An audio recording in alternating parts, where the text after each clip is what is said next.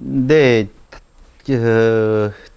레이기서를 다시 한번 어떤 의미인 건가 정리해서 말씀드리면, 인간이 어떻게 하나님과 함께 거할 수 있는 건가에 대한 내용이라고 그랬잖아요. 속된 인간이 거룩하신 하나님과 어떻게 함께 거할 수 있는가. 그건 첫 번째 제의를 통해서. 그렇죠?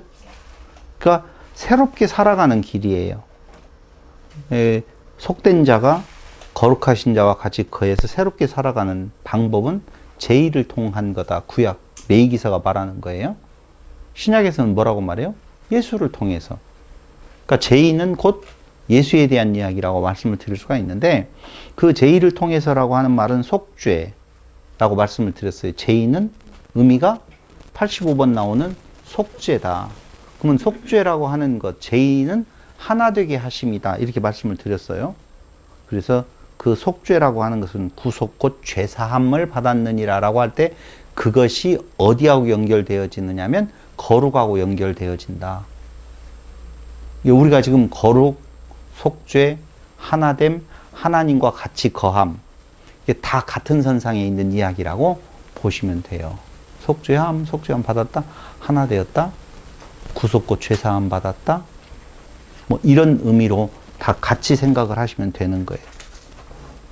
그래서 레위기가 인간이 어떻게 하나님과 함께 거할 수 있는 건가라고 이야기를 할 때, 구약은 처음 하나님이 거하시는 곳으로서의 성막 있죠. 그래, 성막이 어디로까지 발전이 되어지느냐면 성전으로 발전이 되어져요. 그러니까 성막에서 성전에서 시온산의 성전까지, 그럼 지상의 시온산에서 천상의 시온산까지 하나님과 같이 거할 수 있는 그 길, 그것이 바로 레위기서다 그 말이죠. 그 길을 가르쳐 주는 것이. 그래서 구속 곧 죄사함, 거룩하게 되어지는 정결법, 레위기서에 지금 나와 있는 내용이에요. 레위기서에. 그러니까 레위기서의 구조가요, 히브리인들이 글을 쓸 때에 그 글 쓴 내용을 정확하게 전달하기 위해서 어떤 기법 하나가 쓰여져요. 많이 쓰여져요.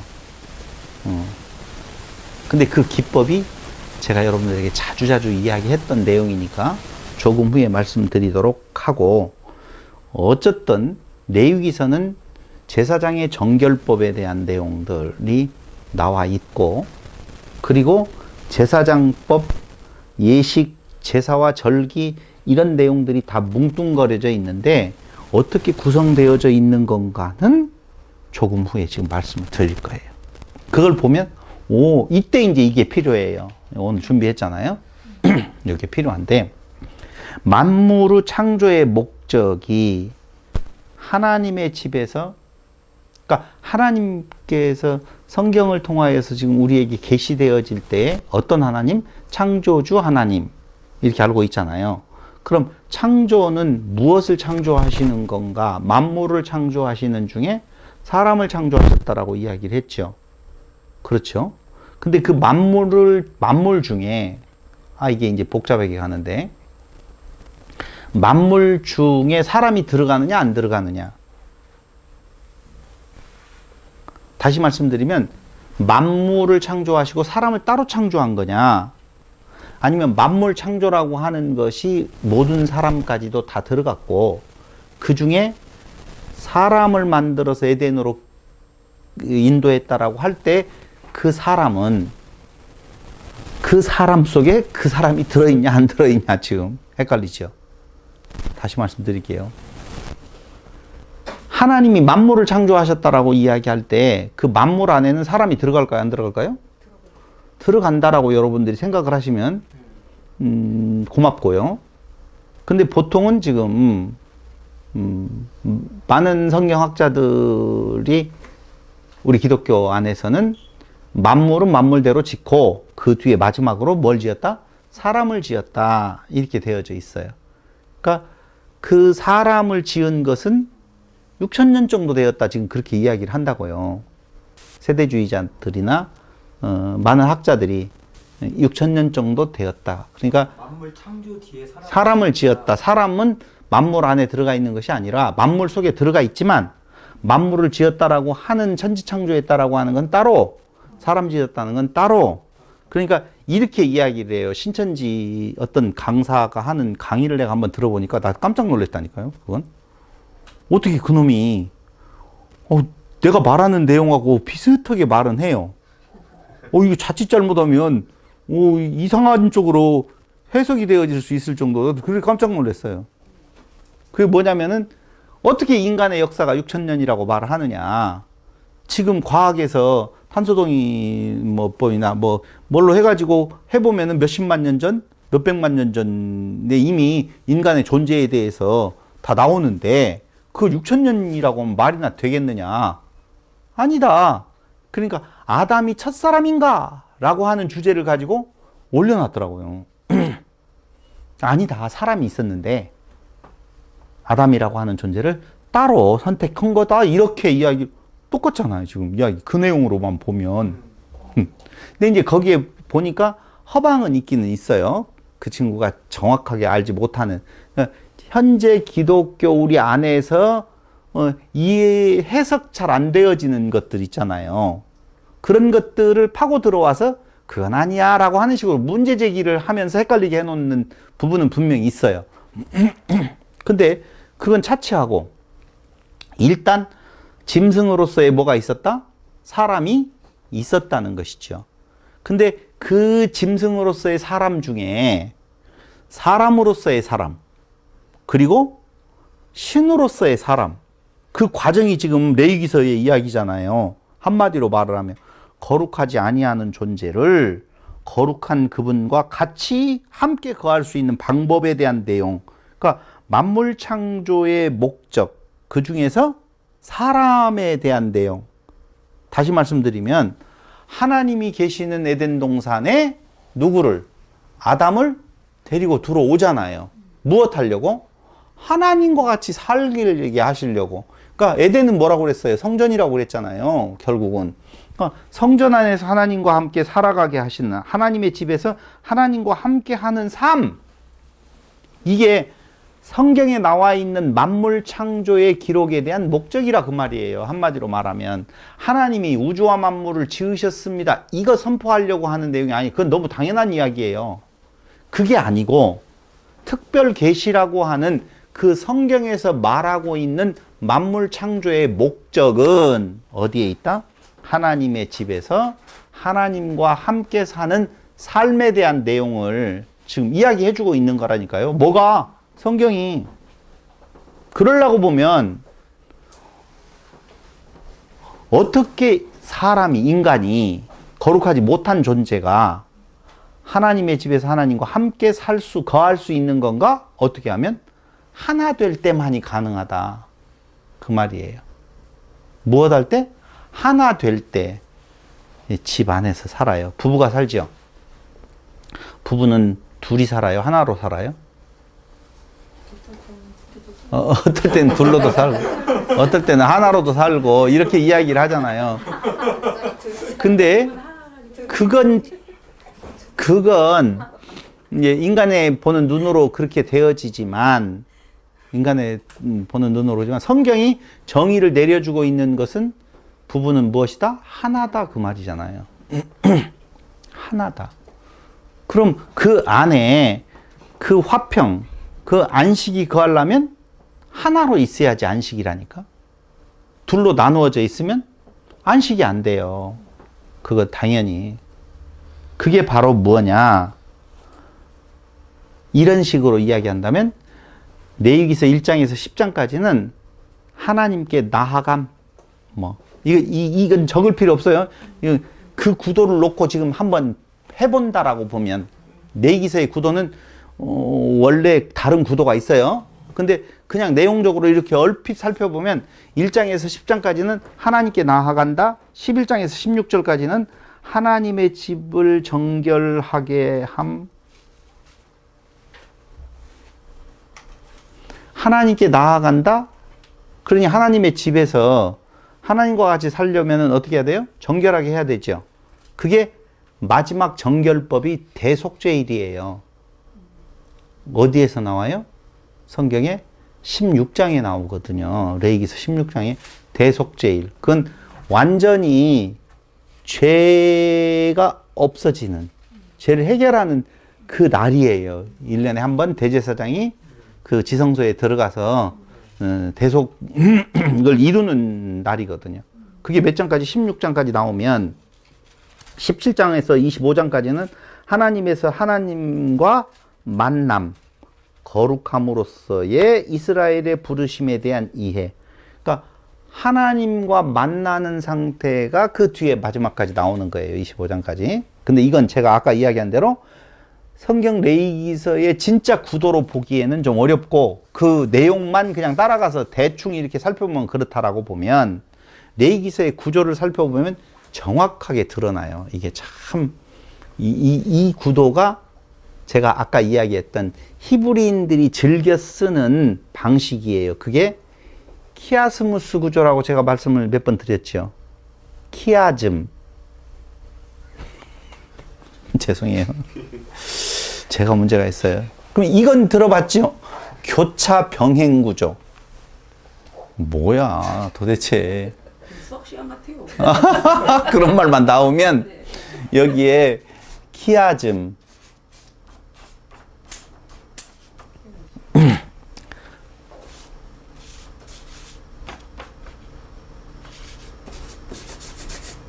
이게 키아즘이라는 건데요. 보통 키아즘을 키아스무스 구조 이렇게 표현을 해요. 근데 이걸 한국말로 번역해 보면 교차 병행 구조, 여러 가지 키아즘의 형태가 나오는데 제일 많이 나오는 것이 교차 병행 구조예요. 그러니까 이 말은요, 무엇이냐면요, 강조하려는 내용을 중심부에 일단 위치시켜요. 중심부에 강조하려고 하는 내용을 이렇게 딱 위치를 시키고 그 앞과 그 뒤에 여기가 A, B, C로 되어 있으면 여기는요 C 다시, B 다시, A 다시로 되어 있어요. 교차 병행 같은 내용인 것 같아요. 요렇게 내용이 요렇게 되어 있어요. 가운데가 강조하려고 하는 내용이 딱 들어가요. 히브리인들의 글 쓰는 것을 보면 요 구조를 굉장히 많이 사용을 해요. 신약에도 나와 있고 구약에도 나와 있는데 이 레위기서가 이렇게 돼 있어요. 이걸 발견하지 못하면 말이 계속 반복되는 것 같고 이 말했다가 저 말했다가 하는 것 같고 이런 내용이에요. 근데 이렇게 A 나온 내용이 마지막 A 다시로, B 나오는 내용이 B 다시로, C 나온 내용이 C 다시로, 그 다음에 가운데에는 뭐가 되겠어요?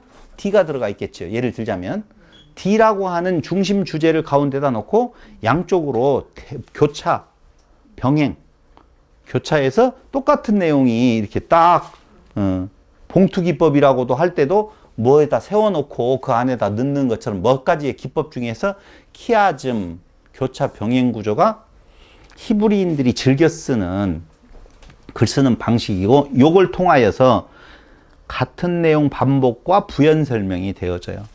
이게 시의 내용과 시다시의 내용은 같은 내용인데 부연 설명이 좀 더 자세하게 들어가고 B와 B-도 같은 내용인데 좀 더 부연 설명이 들어가고 A와 A-도 역시 같은 내용인데 더 부연 설명이 되어진다. 이렇게 보시면 돼요. 그러니까 동일한 의미를 가진 다른 용어를 사용해서 구체적인 뜻을 설명한다는 거예요. 이게 더욱더 설명이 어떻게 해요? 구체화되어지면서 더 알아듣기 쉽게 되어져 있는 것이 키아즘이라고 보시면 돼요. 자, 그럼 이 레위기서는 처음 시작이 어떻게 되어지냐면요. 그리고 그가 부르셨다. 히브리 성경은요, 레위기서라고 지금 되어져 있는 것은 후대에 붙여진 내용인데요. 사실은 레위인들의 이야기는 별로 없어요. 그렇기 때문에 레위기서라고 제목을 다르면 오해될 확률이 높아요. 그러니까요.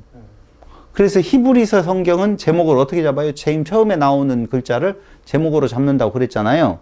근데 레위기서에 처음 나오는 단어는 그리고 그가 부르셨다예요. 부르셨다. 근데 그 앞에 그리고라고 하는 접속사가 하나 들어가네요. 다시요. 그리고가 다 그렇다니까요. 그러니까 이가 그리고 그가 부르셨다 그 말은요. 그리고라고 하는 말 앞에 무슨 내용이 있다는 거예요.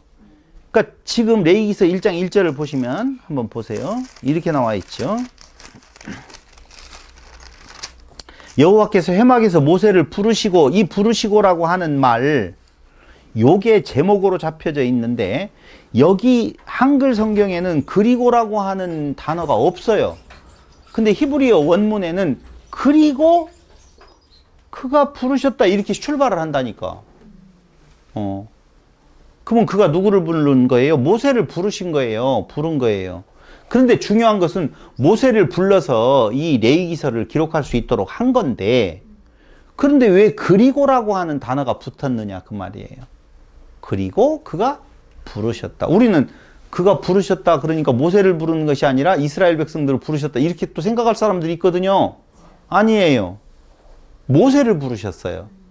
근데 모세를 부르신 것이 무슨 제목이 되느냐라고 생각할 수 있는데 그 앞에 뭐가 있다고요?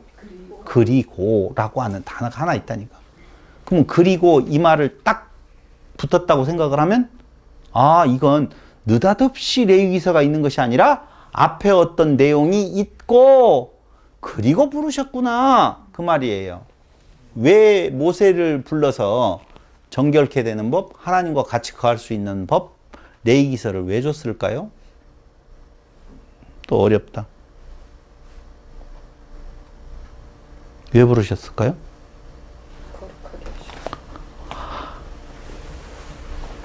이렇게 보면 돼요. 그리고 그가 부르셨다. 앞에 하나를 넣는다면 뭔 말을 넣고 싶어요? 성막을 지으시. 그렇지. 맞아요. 어디에서 부르셨다고요? 성막에서 부르셨다고 그랬잖아요. 그러면 당연히 뭐가 지어졌어야 돼요? 성막이 지어져야 돼요, 여기에. 그러니까 성막의 내용은 뭐라고요? 출애굽기라고 그랬잖아요. 이게 이 말이에요. 성막을 다 지게 하시고 부르셨어. 무슨 내용? 그 안에서 거룩하게 되어지는 방법 주신 거예요. 이게 있어야 되겠어요? 없어야 되겠어요? 레위기서? 있어야 되죠. 하나님과 하나 되게 하시려고 그러는데 성막을 지어놓고 안 부르시면 안 되잖아요. 부르셔서 너 이렇게 해야만이 나와 같이 거할 수 있다. 내가 그곳에 거할 수 있는 거야. 라고 레위기서를 쭉 주는 거라니까요. 이제 이해됐죠? 근데 키아스무스 구조를 지금 그렇게 되어 있는 레위기서를 이제는 해야 되는데 이게 다 써버렸잖아요. 금방 하시겠습니다. 아, 그냥 빨리 줘보세요. 한 장 더. 아니요, 그냥 그대로 이야기 할 테니까요. 한 장 가지고 와보세요. 예. 자, 다시 여기 저 정리하시고, 하나만 뭐 붙여볼게요. 와, 대충 위에 뒤에만 하나만 붙여요. 괜찮아요. 안 보이네. 아니, 괜찮아. 하나만 딱 붙여요. 위에. 아니, 요렇게. 끝에만 그냥 빨리 돼. 자, 이렇게 하고 이렇게 붙이면 돼요. 네. 됐어요. 박시원이 그렇게 잡고 있어요. 그러면 이 등판에다 쓸게. 그냥 살짝 붙여놔. 괜찮아. 뭐가 있어? 쭉 해버려요. 됐어요. 그것까지만 합시다. 더 없어도 돼요. 네. 됐어요. 자, 키아스무스 구조로 되어 있는 레위기서를 한번 보도록 할게요. 첫 번째는 사람을 하나님으로부터 분리시키는 불결을 제거하는 부분이, 사람을 하나님으로부터 분리시키는 무엇? 불결을 제거하는 제거의 대한 내용이 1장으로부터 16장까지 나와 있어요. 그냥 말로만 그건 설명을 할게요. 그러니까 불결한 것을 제거, 불결한 것은 하나님과 분리되어진 상태를 만드는 거예요. 그래서 사람을 하나님으로부터 분리시키는 것이 불결인데 그 불결을 제거하는 방법에 대한 내용. 그러면 그 제거의 마지막은 뭐가 나오겠어요? 대속죄일. 그게 16장에 나오는 내용이에요. 그러니까 한마디로 말을 하면 가운데에 있는 것은 속죄일. 이렇게 가운데. 이게 대속이에요. 속죄일, 대속죄일. 대속죄일이에요. 그게 16장 1절로부터 어디까지요? 34절까지 나와요. 근데 그 대속은 무엇으로 되어지는 건가? 희생의 피.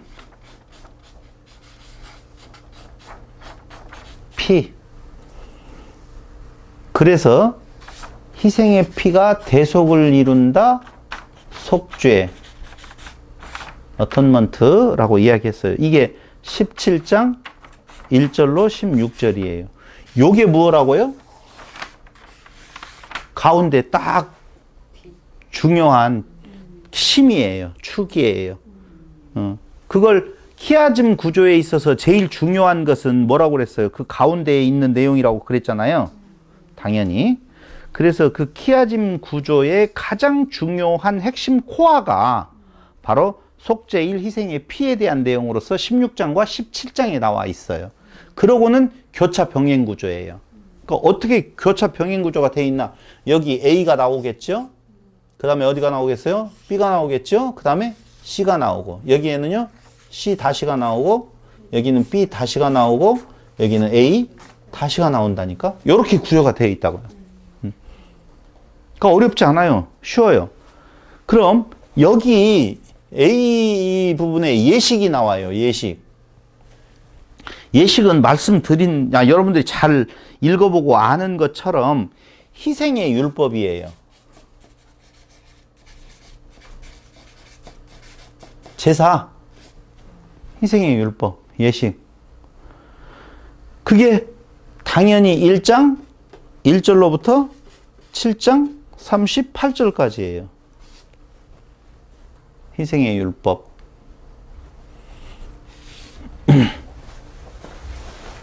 그럼 A 다시는 뭐가 나올까요?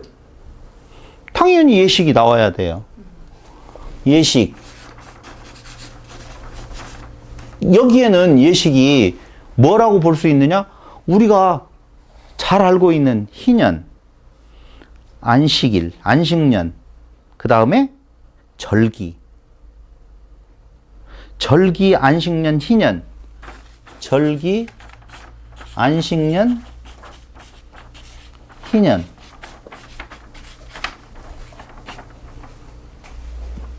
이게 몇 장에 대한 내용인 건가? 23장부터 1절부터 25장 55절까지 내용이에요.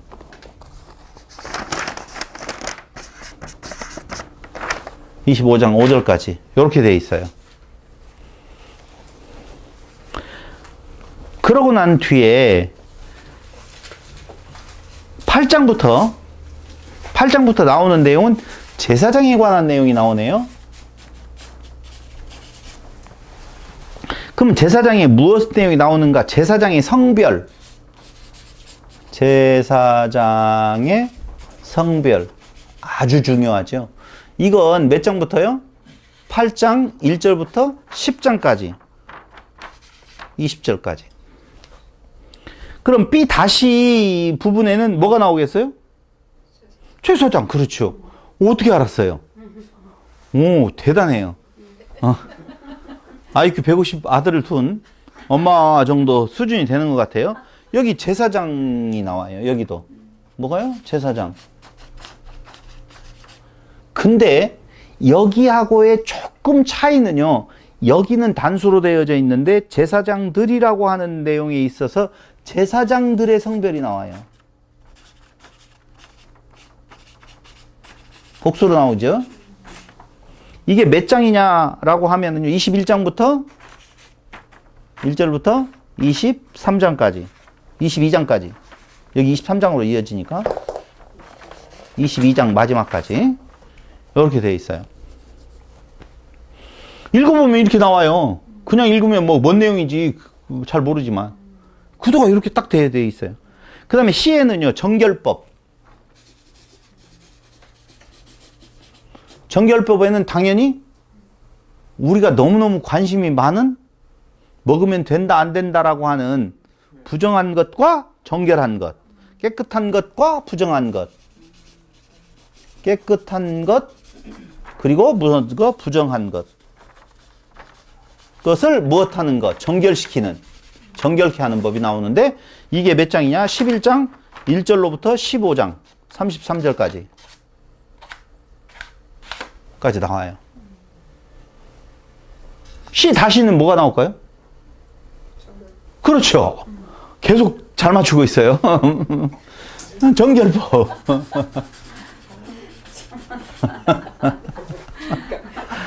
그래요. 그럼 이 중요한, 그대로 되어 있다니까, 진짜로. 네, 다른 사람 맞춘 사람이 없어요. 이것은, 정결법은 종교적이나 윤리적인 율법과 그 형벌에 대한 내용이 나오거든요. 정결법인데, 여기에 무엇? 종교적, 그 다음에 사람 간의 관계에 있어서 윤리적. 아까 이야기했잖아요. 종교적인 것은 이방 종교에 대한 내용이 그런 것에서 출발되어진 의식이 있다고. 이해됐죠? 그러니까 그 내용이 21장으로부터 아니 정결법은 18장 1절로부터 18장 1절로부터 몇 절까지요? 20장 27절까지 이렇게 되어 있어요. 그러니까 이 중심, 코아에 있는 속죄일의 희생의 피에 대한 내용이 중심으로 해서 키아즘의 구조, 키아스무스 구조로 되어져 있는데 그 A에서 C의 요 앞부분까지는 한마디로 말을 하면 사람을 하나님으로부터 분리시키는 불결을 제거하는 것이요. 그 다음에 여기 C 다시부터는 백성의 행위, 어떻게 살아가야 하는가라고 하는 내용이에요. 다시 말씀드리면 어떻게 하나님 앞에 나아가야 하는가, 나아가게 하시는 건가가 여기라고 보면 그렇죠? 나아간 자들이 어떻게 살아야 할 것인 건가에 대한 내용이 이 뒷내용이라니까. 하나님께 나아가는 방법, 나아간 자들의 사는 현장, 어떻게 살아가야 되느냐 그 말이에요. 자, 조금 환기를 시키면서 정리해 볼게요. 레이기서는 키아즘의 구조, 키아스무스 구조로 되어 있는데 교차 병행 구조라고 되어 있어요. 교차하면서 병행을 이루는데 이 1장으로부터 어디까지요? 요 속죄, 희생의 피, 대속죄일까지에 대한 전에는요, 어떻게 하나님 앞에 나아가는가, 나아가야 하는가, 어떻게 나아가게 하시는가 라고 하는 내용이 되어져 있다면 그 하나님 앞에 나아간 자, 즉 대속죄의 희생의 피를 통하여서 나아간 자들은 어떻게 살아가야 되는 건가에 대한 내용이라니까. 내용이. 그 다음에 그 약속에 대한 내용이 1장으로부터 25장까지 되어져 있으면 26장은 약속과 위협이에요. 다시 말씀드리면 너희가 이렇게 잘하면, 지키면 아까 읽었잖아요. 어떻게 해주고 못 지켰을 때 이런 형벌이 있다? 그 내용이 26장에 나오고 27장이 부록으로서 나머지 설명이 나오는 거거든요.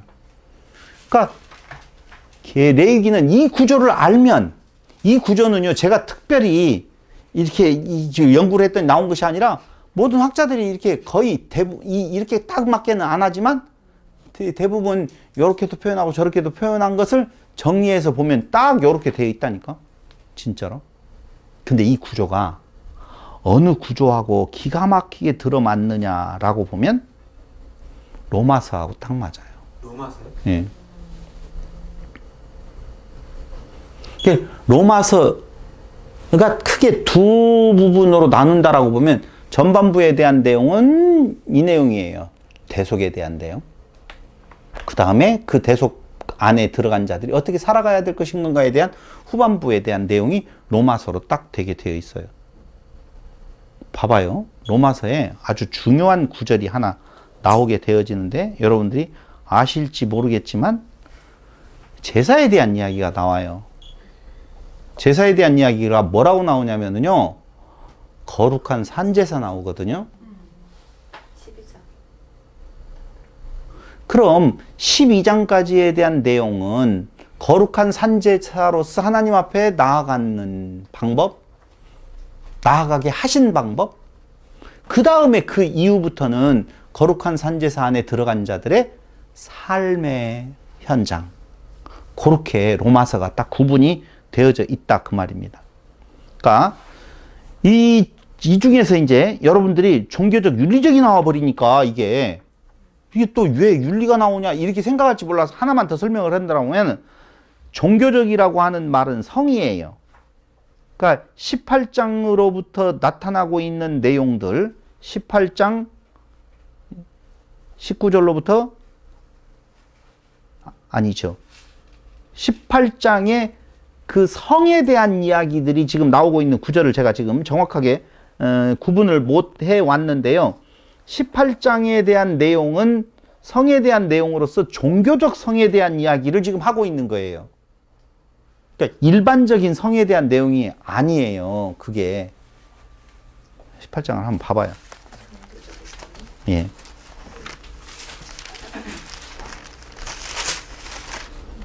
가증한 풍속이 나오잖아요.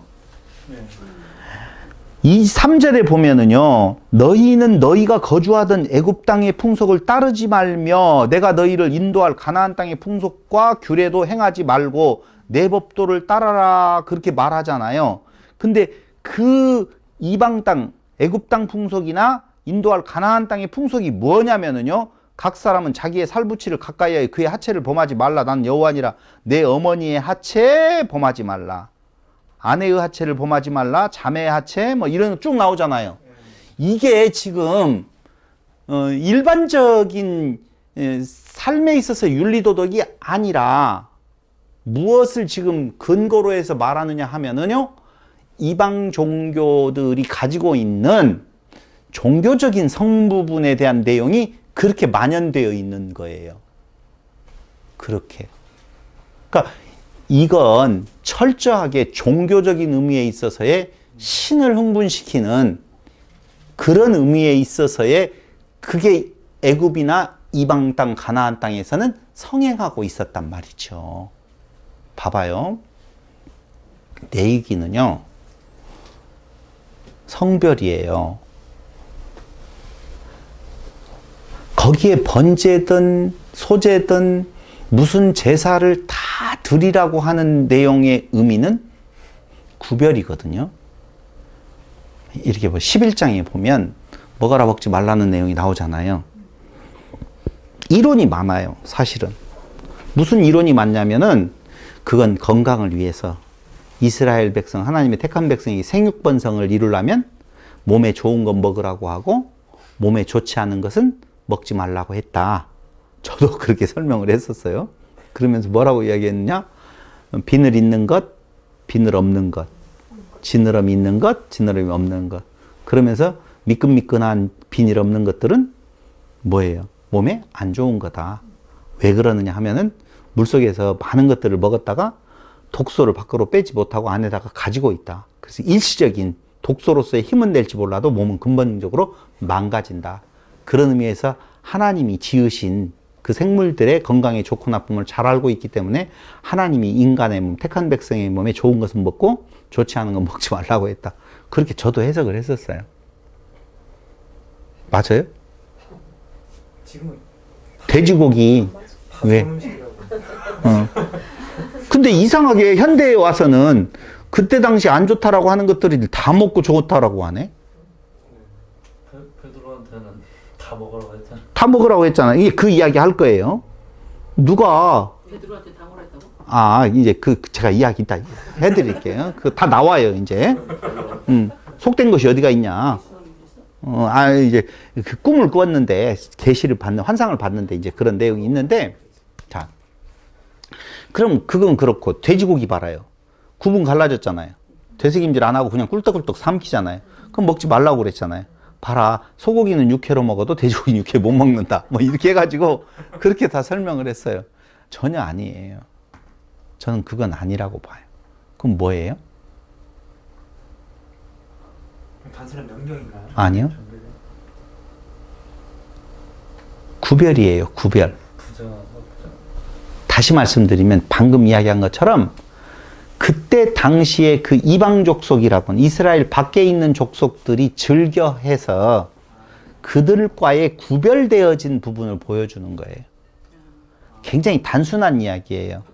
그들이 먹는 것은 니네는 먹지 말라 이런 의미인가요? 그런 의미로서의 강해요.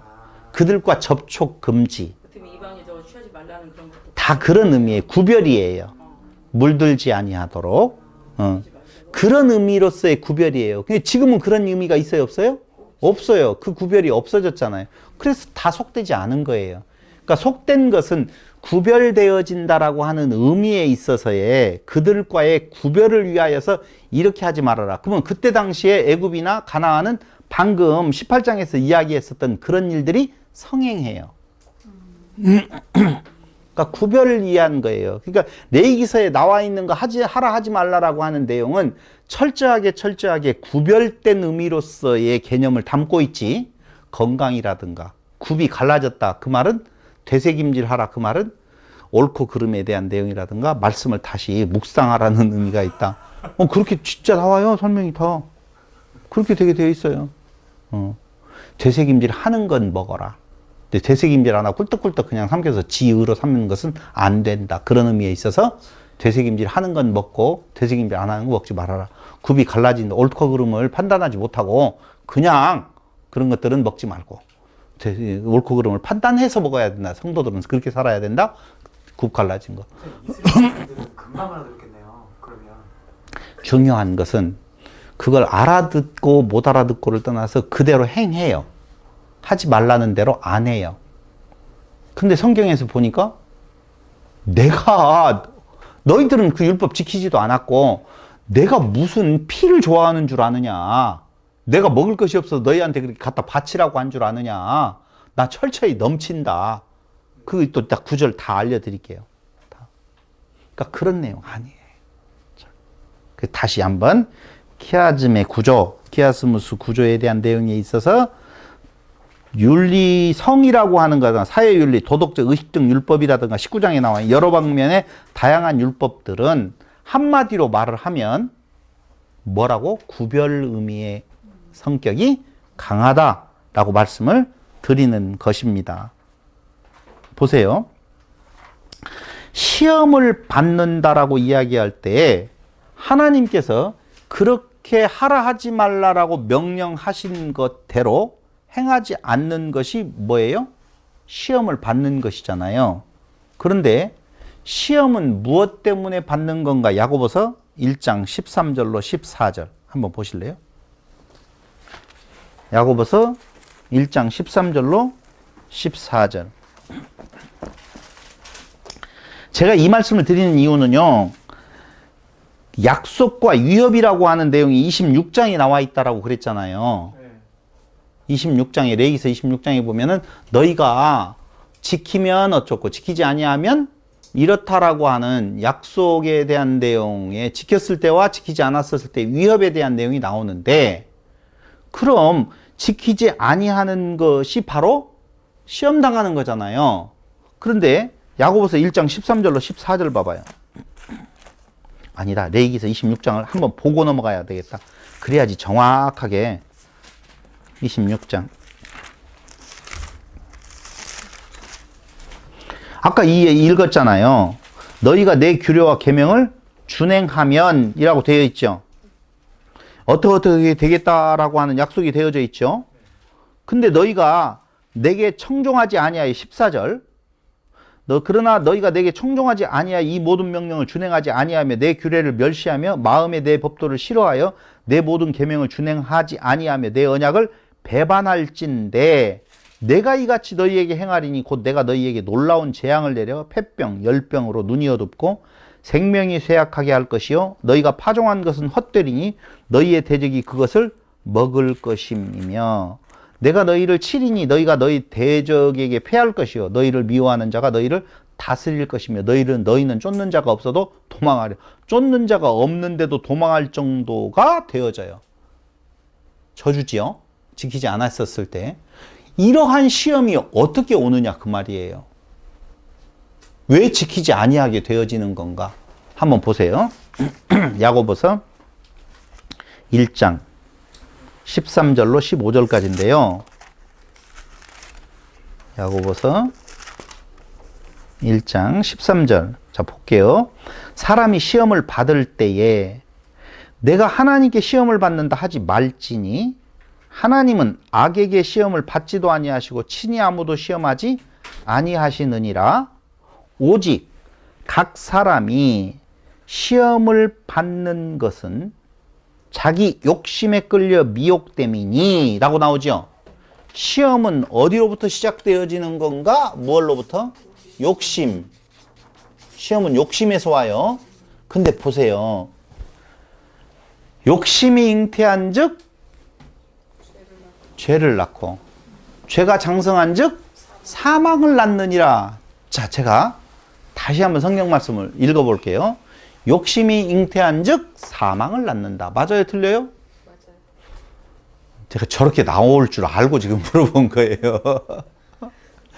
욕심이 잉태하면 사망을 낳는다고 안 하고 욕심이 잉태한 즉 죄를 낳는다고 그랬어요. 근데 사망의 상태는 죄가 장성할 때 사망이 온다 그 말이에요. 그 말이 아니냐? 똑같죠. 한번 바꿀까요? 잠깐만요. 그럼 보세요. 자셔. 욕심이 빨간 글씨로 될게요. 잉태한 즉 뭐가요? 죄가 낳고 죄가 장성하면 사망을 낳잖아요. 그럼 죄가 무엇할 때? 장성이라고 하는 부분이 있어요. 그러면 장성하지 않으면 사망에 이르지 아니한다는 거죠. 이 말 그대로 보면 맞죠? 네. 사망까지는 안 간다. 안 가죠. 그러니까 욕심이 잉태한데 그게 죄인데 그 상태에서 사망으로 바로 가는 것이 아니라 그 죄의 상태가 어떻게 장성하게 되어지면 사망을 간다 그 말이에요. 그러면 죄가 장성하지 아니하는 것으로 여기에서 끝내버릴 수 있는 걸 뭐라고 말해요? 속죄 회개.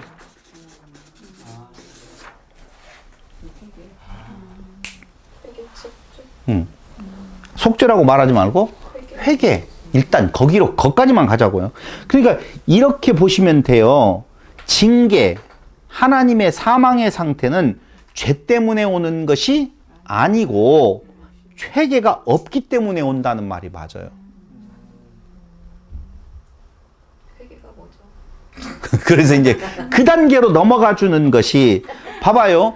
욕심에서 죄로 가는 것은 욕심이 잉태한 즉 죄로 가는 것은 욕심이 잉태되어지면 죄가 되어지고 죄에서 사망으로 가는 것은 뭐라고 이야기했어요? 그 장성이라고 이야기가 되어져 있잖아요. 그게 사망 상태라고 이야기했는데 1장 15절을 보세요.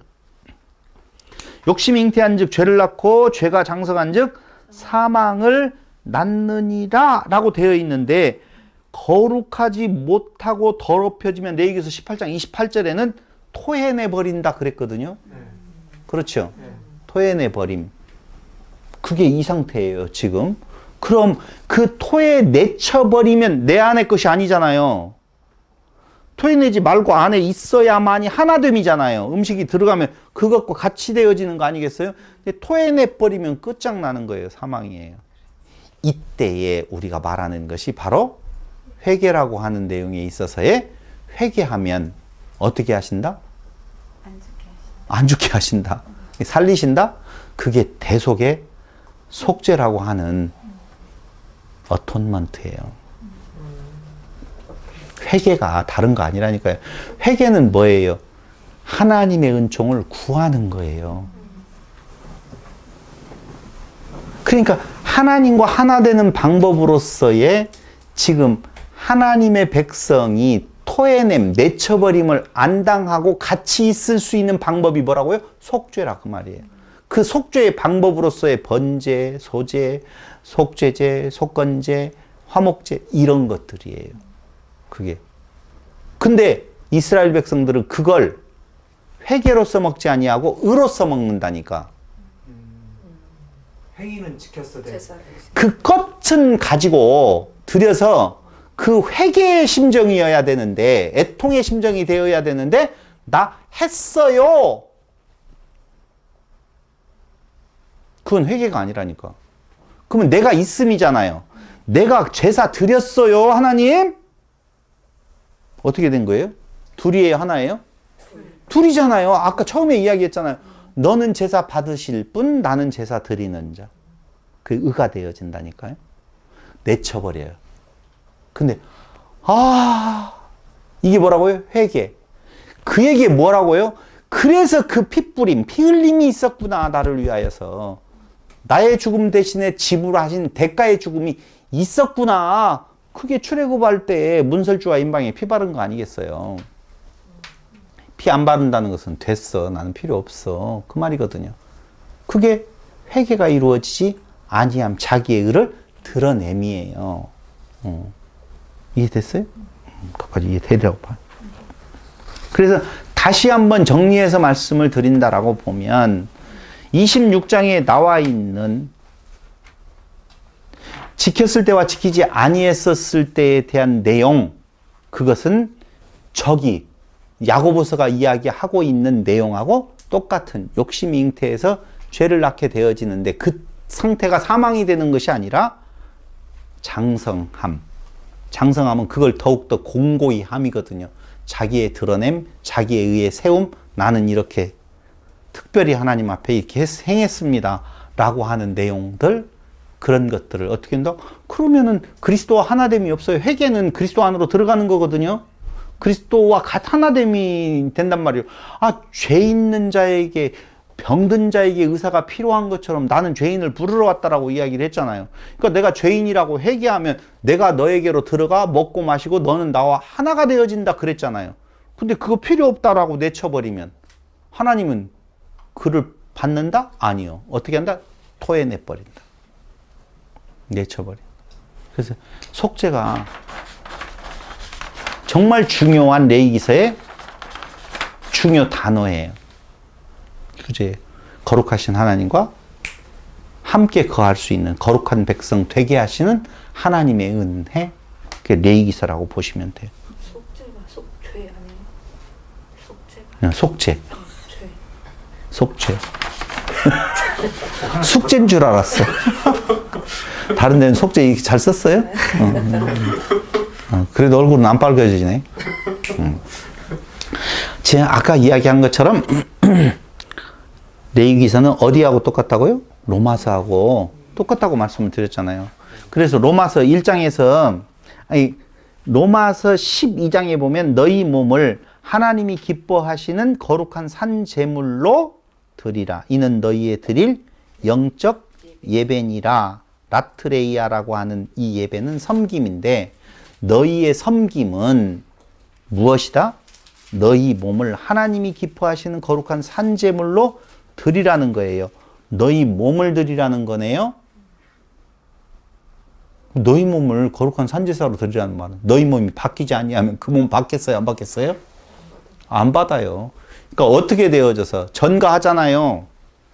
죄 전가, 양에게, 소에게 다 전가하잖아요. 그러면 내가 그가 된 거예요. 그가 내가 된 거예요. 그리고 죽잖아요. 그게 그리스도의 예표라고 그랬잖아요.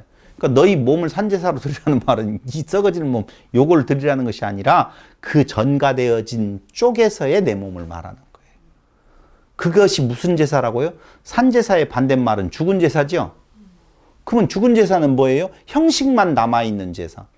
그걸 끝으로 드려지는 것, 그게 형식적인 거고, 산제사는 그게 아니에요. 나 없음에 대한 고백이라니까요. 철저하게. 속죄의 본질을 다시 한번 정리를 한다면요. 그러면 하나됨이라고 그랬잖아요.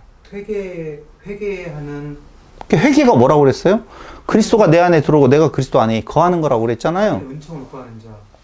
이게 자꾸자꾸 내가 구한다 이렇게 하면 구하는 내가 있어서 내가 구하는 뭐 이렇게 생각이 들어가니까 하나님의 은총을 구한다라고 하는 말이 맞아요. 근데 구하는 그가 내가 되는 것이 아니라니까요. 그 길을 만들어 주시는 그분이 그 안에 들어가게 하셔요.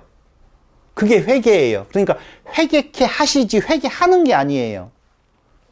하나님이 깨끗한 말로 우리로 하여금 너의 모습을 보게 만들어서 어떻게 알아? 돌아오게 만드는, 그리스도에게로 돌아가게 만들어요. 그리스도에게 돌아가게 만든다는 말은 나 없습니다. 그리스도와 그게 하나됨이라 그 말이에요. 한마디로 말을 하면 그게 속죄의 본질이라는 거예요. 그 회개가 바로 무엇을 낳는다? 회개가 그게 속죄라는 거예요. 그게 하나됨을 이루는 길이라고요. 그러니까 아까 말씀을 드렸잖아요. 욕심이 잉태한 즉 죄를 낳는데 그 죄 상태를 가지고 사망에 이르는 하나님의 선언이 이루어지는 것이 아니라 장성함. 다시 말씀드려 돌이켜야 되는데 돌이키지 아니하고 계속 간다. 그게 뭐라고요? 사망이라 그 말이에요. 길이 없어요. 다른 길이. 사망으로 가는 길이고 거기에서 돌이키면 뭐가 되는 거예요? 그리스도가 되는 거예요. 말 잘 들으셔야 돼요. 돌이켜서 그리스도 안에 들어가면 그리스도가 되는 거라니까. 그게 뭐라고요? 회개요. 그 회개의 길이 바로 뭐라고요? 속죄라 그 말이에요. 그래서 로마서 1장에서 11장까지가 레위기서 1장에서 16장까지의 내용이에요. 한마디로 말을 하면. 그 로마서 1장에 11장 어떻게 구원을 받았는 건가? 창세기에서 출애굽기까지의 내용이고요. 로마서 12장부터 16장까지에 대한 내용인 그렇게 구원받은 자가 어떻게 살아가야 되는 건가에 대한 실천 방안이에요. 삶의 매뉴얼이라고 볼 수도 있거든요. 그래서 쭉 나오잖아요. 그럼 뭐예요? 레위기서도 그 후반부가 거룩한 백성의 살아가야 될 모습이라고 그랬잖아요. 그렇죠? 그럼 그게 겉으로 되어지는 것이 아니라고 하는 내용 분명히 말씀을 여기 지금 들었잖아요. 뭐라고요? 이게? 구별이라고요. 근데 무엇을 중심으로 되어진다? 속죄, 희생의 피를 중심으로 해서 어떻게 구원을 받았는 건가, 어떻게 살아가야 되는 건가에 대한 내용이 여기에서 되어지는 것이지 이걸 빼버리고 이루어지는 것이 아니다 그 말이에요. 그래서 12장에서 그 코아는 어디에요? 로마서의 코아는 12장이에요. 12장 1절. 뭐라고요? 너희 몸을 하나님이 기뻐하시는 거룩한 산제물로 드리라. 이는 너희가 드릴 영적 예배니라. 아까 제사 드리기 위해서 예배 드리기 위해서 그건 영적 예배인데 그들이 내가 수고하고 애써서 만든 걸로 하나님을 영화롭게 하겠습니다. 아니라 그 말이에요. 하나님이 그 방법에 대한 내용을 가르쳐 주시고 그 방법이 뭐예요? 그리스도 아니라고 하는 굉장히 단순한 결론으로 가게 되어져 있다는 것입니다. 그래서 데살로니가전서 5장 23절을 보세요. 데살로니가전서 이게 이제 아까 이야기했던 위생학적 측면에 대한 내용이 아니라고 하는 건데요. 데살로니가전서 5장 23절.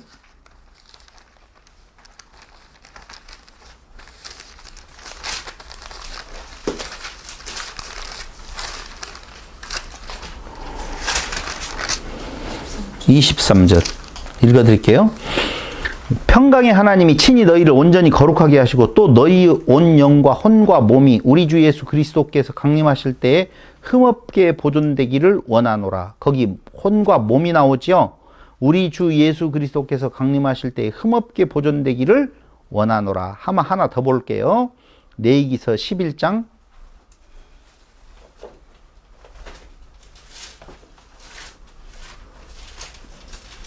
쭉 내용을 보면 먹어라 먹지 말아라 이런 거 나오지요. 그렇죠? 그럼 너희 몸 혼과 몸이 우리 주 예수 그리스도께 강림할 때가 흠없게 보존되기를 원하노라. 어떻게 흠없게 보존되는 거예요? 구별. 흠이 있는 것은 이방인의 풍속을 따르는 것이요. 흠이 없는 것은 이방인의 풍속과 구별되는 것이라 그 말입니다. 그럼 이렇게 말씀드리면 여러분들은 굉장히 쉽게 이해할 거라고 생각을 하는데요. 세상은요. 레위기대로 살아가는 자와 레위기대로 살지 않는 자 둘로 나누어요. 다시 한번 말씀을 드리면은 어? 그때 당시에 이스라엘 백성들. 아니요, 지금도요. 레위기서대로 살아가는 자와 레위기서대로 살지 않는 자가 구분이 되어지는데, 아까 로마서 12장에 보면 이렇게 나와 있어요. 12장 1절로 다시 보면, 예물 거룩한 산 제물로 드리라. 이는 너희의 드릴 영적 예배니라 하면서 뒤에 이어지는 말이, 너희는 이 세대를 본받지 말고, 딱 나오잖아요. 본받지 말고 오직 마음을 새롭게 함으로 변화를 받아 하나님의 선하시고 기뻐하시고 온전하신 뜻이 무엇인지 분별하도록 하라, 그 말이에요. 이 세대를 본받지 말라는 거예요. 너희 몸이. 한마디로 말하면 세상이 추구해 가고 있는 내용하고의 구별된 내용이 레위기서라고 보면, 레위기서대로 살 것인 건가, 레위기서대로 살아가지 아니한 것은 세상에 사는 삶의 모습이에요. 그럼 세상에 사는 삶의 모습과 레위기서가 가르쳐주고 있는 삶이 무엇인가, 뭐예요? 나 이제 모르겠어요. 알려주세요. 제발. 암살 부리시는 것 같아요. 아니요, 이렇게 이야기했잖아요. 제가 왜 안 가르쳐 주냐면, 아까 다 말을 했기 때문에 가르쳐 줄 필요가 없다는 의미인데, 마음을, 이 세대를 본받지 않는다는 말은요, 마음을 새롭게 함으로 변화를 받아. 그 말은 마음을 새롭게 했다, 마음이 새로워졌다, 변화가 되어졌다, 지금 그 말이잖아요. 그럼 내 몸이 아니다. 그래서 데살로니가서에 말하고, 아니 디모데전서에서 말하고 있는 내용, 데살로니가전서죠. 아까 이야기했던 것이 데살로니가전서 5장 23절에 말하는 거, 몸이라고 하는 내용이 그런 의미에서 변화된 나의 몸이에요. 우리의 몸이. 그렇기 때문에 변화를 받아 하나님의 선하시고 기뻐하시고 온전하신 뜻이 분별이 되어지려면 마음을 새롭게 변화를 받는 것, 그 말이잖아요. 그게 흠없는 건가요? 그게 그리스도로 하나됨이라니까요. 한마디로 말하면. 근데 이렇게까지 말하면 여러분들이 그냥 싹 안 들어와요. 제가 알아요. 근데 이렇게 바꿔서 말할게요. 예. 변화를 받기 전에는 자신의 힘, 경쟁 원리, 남을 판단하는 잣대, 그게 뭐예요? 율법이에요. 변화를 받기 전에 율법을 가지면 남을 판단해요. 자신의 우위를 주장해요. 경쟁 원리가 되어서 너보다는 내가 좀 더 많이. 그래서 교회는 그걸 이용을 해요. 경쟁 원리를. 자꾸 누가 얼마나 했다? 누가 무슨 일을 했다? 자꾸 그곳에서 자기가 우뚝 서려고 하는 거예요. 그것을 발동시키는 것, 그게 변화를 받지 않은 세상 종교에서 말하고 있는 내용을 겉으로 따라가는 거예요. 그래서 내쳐버리는 거예요. 이스라엘을. 근데 그게 아니에요. 변화를 받으면 율법주의라고 하는 내용은 변화를 받지 못하는 거예요. 율법주의는 그 겉으로 율법을 해석하는 거잖아요. 그래서 아까 김 전도사님 이야기했던 것처럼 베드로의 이야기가 나오는 거예요.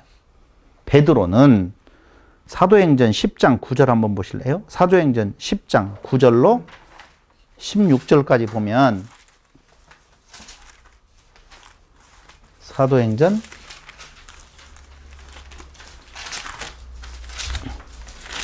9장 9절 제가 읽어볼게요.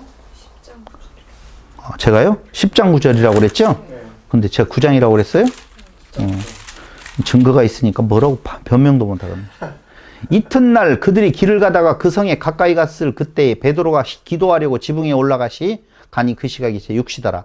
그가 시장하여 먹고자 하매 사람들이 준비할 때 황홀한 중에 하늘이 열리며 한 그릇이 내려오는 것을 보니 큰 보자기 같고 네 귀를 메어 땅에 들이웠더라. 그 안에는 땅에 있는 각종 네 발 가진 짐승과 기는 것과 공중에 나는 것들이 있더라.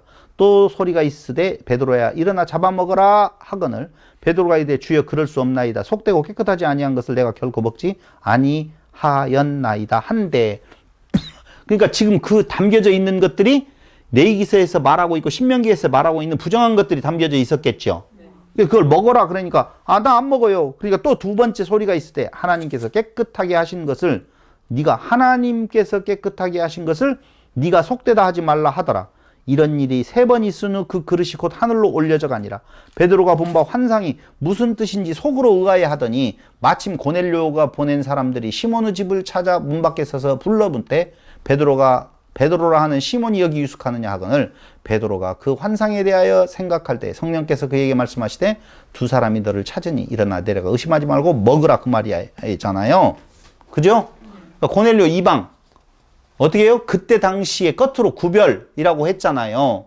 그것을 겉으로 되어지는 그 말로 인하여서 나는 이걸 먹지 않겠습니다. 이방인에겐 전도하지 않겠습니다라고 이야기하는데 지금은 그 구별이 사라졌잖아요. 그래서 내가 속되다 하지 아니하고 거룩하게 했는데 네가 왜 속되다 하느냐 그 말이에요. 그럼 이 사도행전으로 놓고 보면 레위기서에서 말하고 있는 부정한 것과 거룩한 것의 개념이 무엇인지를 알겠잖아요. 왜 그걸 먹어라 먹지 말라라고 했는지에 대한 내용도 이해가 올 거 아니에요. 구별이 필요했어요. 같이 접촉되어지면 안 된다는 것이죠. 그래서 그랬던 거예요.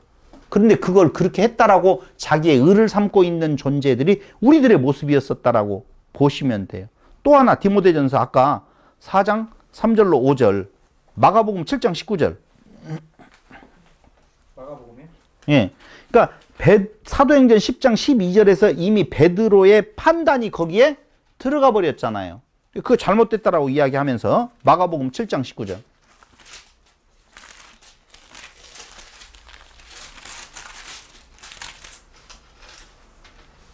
이는 마음으로 들어가지 아니하고 배로 들어가 뒤로 나감이라 이러므로 모든 음식물을 깨끗하다 하시느니라.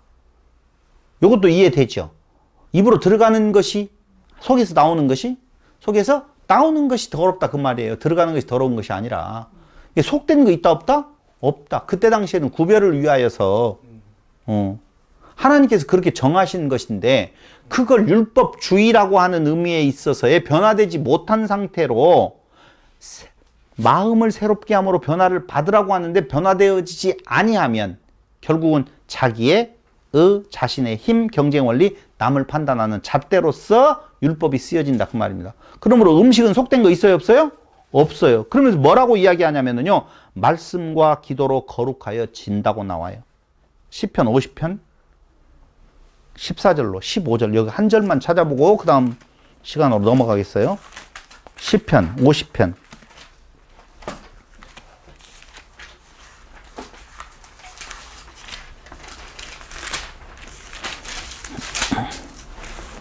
14절 감사로 하나님께 제사를 드리며 지존하신 이에게 내 서원을 갚으며 환난 날에 나를 부르라.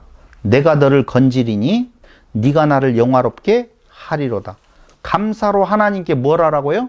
제사 드리고 지존하신 이에게 내 소원을 갚으라. 그렇죠? 그럼 지금 제사를 드리는 것이 감사로 드리는 것이지 자기의 의로 드려지는 것이 아니라는 거예요. 그러므로 성경에서 말하고 있는 말씀과 기도로 거룩하여 졌다라고 이야기할 때 그 거룩이라고 하는 말씀과 기도로 거룩하여진다라고 할 때 그 기도라고 하는 내용이 지금 여기에 말하고 있는 내용처럼 뭐예요? 제사. 이해됐어요? 아니 여기 나오잖아요. 감사로 하나님께 제사를 드리며 라고 되어 있죠. 감사로 하나님께 제사를 드린다라고 하는 것은 한마디로 말하면 은총을 구하는 의미예요. 거룩하여지는 것은 그 은총으로 인하여서 되어지는 내용이지 감사로 기도를 드린다라고 이야기할 때에 이게 자기의 의가 아니다라고 하는 것을 말하는 거라 그 말입니다. 그런데 율법주의에 있는 자들은 화인 맞은 상태, 감각이 없어서 하나님께서 그 상실한 상태로 내버려 두었다라고 이야기하는 건데 그 상태가 내쳐버리는 상태, 어떤 상태요? 아까 이야기했던 것처럼 율법주의, 율법을 겉으로 지켜서 자기의 의를 세우는 자, 그건 하나님의 은총을 구할 의미가 없는 자들이라 그 말입니다. 그래서 여기까지의 결론. 레위기나 로마서는 무엇을 말하고 있느냐라고 하면 거룩하신 하나님 앞에 거룩하신 백성으로 같이 거할 수 있는 방법을 하나님께서 알려주시는 건데 그건 사람으로 살 수 있어요? 없어요? 없어요. 근데 할 수 있다고 덤비면 내쳐버리는 거고 너로서 할 수 없는 것은 내가 해줄게. 내가 함께해서 해줄게. 어톤먼트. 하나로 인하여서 함께 해줄게. 그게 뭐라고요? 변화를 받는 것이다. 그 말이에요. 그러니까 나는 이제는 나 사는 것 아니요. 그렇죠? 내 주 안에 살고 내가 주로 살아가고 주가 나로 살아간다라고 하는 내용에 있어서 변화를 받아. 그리고 뭐라고 했어요? 변화를 받아 하나님의 선하시고 기뻐하시고 온전하신 뜻을 분별하라. 그 말이에요. 선하시고 기뻐하시고 온전하신 뜻이 뭐예요? 그리스도 외에는 다른 거 없다고요. 없어요. 우리에게 뭔가 요구하시는 분이 아니에요. 그건 다음 시간에 진짜 원하지 않는다. 너희가 그렇게 제사를 나한테 드렸는데 내가 뭔가 부족해서 너희가 지금 주기를 바라는 줄 아느냐? 성경 구절로 증거해 드리기로 하고 잠깐 쉬겠습니다.